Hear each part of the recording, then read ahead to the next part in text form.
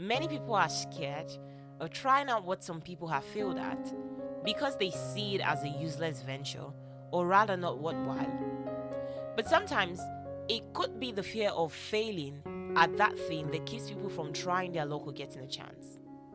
Most people let the failures of other people set the parameters of their own success, what they can succeed in, and how far they can go in a certain field, industry, or venture.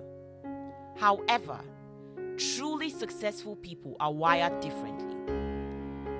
They, knowing this, already makes them act differently and do things differently from the way that other people do things. They also have a different mentality about whatever it is they want to go for, as well as a different mentality about success.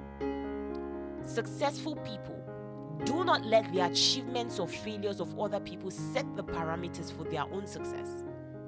They get into something with an understanding that to succeed in whatever that thing is solely relies on them, how they navigate through the journey, and how they react to the challenges that arise matters.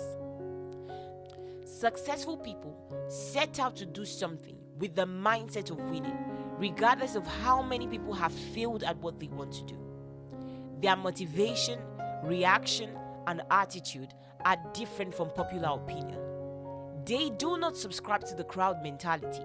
Hence, they can do the things the crowd could not do. They do things differently from the way that other people do them. Hence, they turn out with different results. Results better than what other people got. Here are a few tricks on how to succeed where other people have failed. Number 1, learn from the mistakes of others. Successful people do not necessarily wait for life to happen to them before they pick the lessons.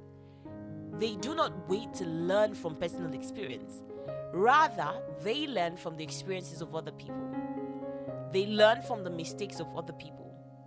They would rather pay to learn from the mistakes of other people than allow themselves to repeat the same mistakes and learn from experience. This puts them miles ahead of others, reducing the number of problems they have to struggle with. They put themselves under the discipline of mentorship, reading books, gaining knowledge from resources and more experienced people.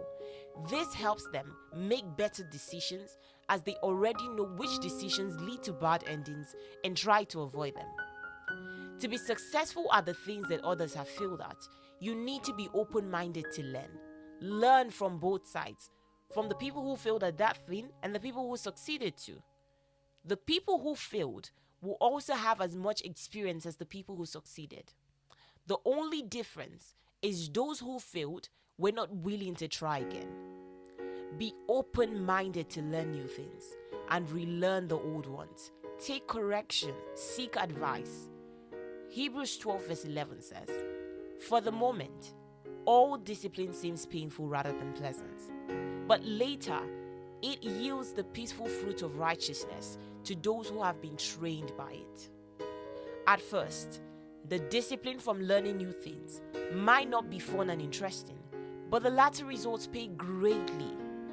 Your success lies in your ability to stick through the learning process and focus on the future greater returns. Number 2, practice patience. Sometimes people fail at something because they give up too easily. The journey to success is not a smooth ride, neither is it all fun and games. There will be times when you will feel tired of waiting on your dreams or trying to actualize your plans for your goals to become a reality. There are times when all that is needed is patience. Without patience, you will be found guilty of cutting your dreams short right before they actualize. Sometimes, patience draws the thin line between success and failure. This time, not consistency, repetition, smart work, hard labor, or perseverance, just patience. This one is particularly hard for people, especially the people that feel like they ought to keep doing something all the time. People who feel the need to stay busy and then end up being not productive or experiencing growth. Being patient with the process encourages you to stay focused on your goal, but have time for other things. Because instead of waiting and complaining, you spend your time on other useful ventures, and time away from a task or a project spikes creativity, generating more ideas for further growth, productivity, and better results. Number 3, unlearn. Actually, in life, there is a lot to unlearn. The whole process of growth is about learning. We learn to unlearn. We have gathered so much information about different things, people, and places, most of which were based on wrong stereotypes and prejudices against a particular set of people, places, or things. Some of the things we need to unlearn might even be the right information that we processed wrongly because of our insecurities and how our background shaped our mentality. To succeed in life, we have to unpack and unlearn a lot of things, from wrong belief systems to negative stereotypes, personal insecurities. The system the world believes in thrives on most of the things that we need to learn and unlearn.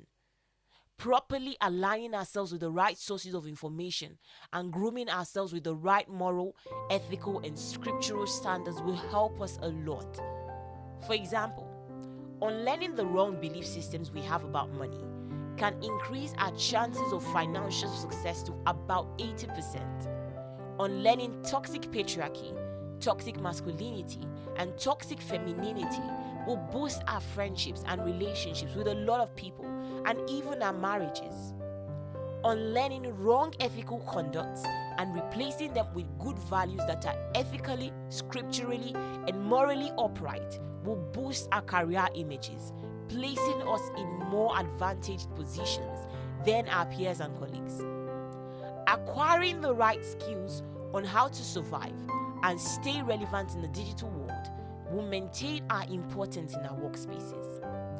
Unlearning the wrong ways to handle and deal with our emotions, especially negative emotions, and learning how to properly respond to situations without letting our triggers get the best out of our emotions will help us build stronger emotional connections and better relationships with people. Gaining emotional intelligence will not only teach us to manage our emotions properly, but it will also teach us to own our emotions, take responsibility for them, and teach us how to communicate with people based on their different emotional capacities. Number 4, go with a winner's mindset. Your mindset about anything sets the pace of what the outcome will be like. If you go with a loser's mentality, you'll come out losing. If you go with a winner's mentality, you'll come out winning. The best way to predict success is to create it, and the creation of success starts in the mind with your belief system, your winner's mentality. If you think you will fail, you will. If you think you will win, you will. Proverbs 23 verse 7 says, "For as he thinketh in his heart, so is he. Eat and drink, saith he to thee, but his heart is not with thee." No matter what your confessions or affirmations are, your heart has to be aligned to a winning mentality to win. It's not enough to confess it or be loud about your affirmations. When you start with the mentality of winning, with your eyes and heart focused on the goal. Go with the mindset that you are coming back with the prize, and the way you play the game will be different. What you want, what you set your heart on getting, is what you get. To succeed where others have failed, you have to change your mindset and keep repeating to yourself that you are there to succeed and nothing less. God bless you.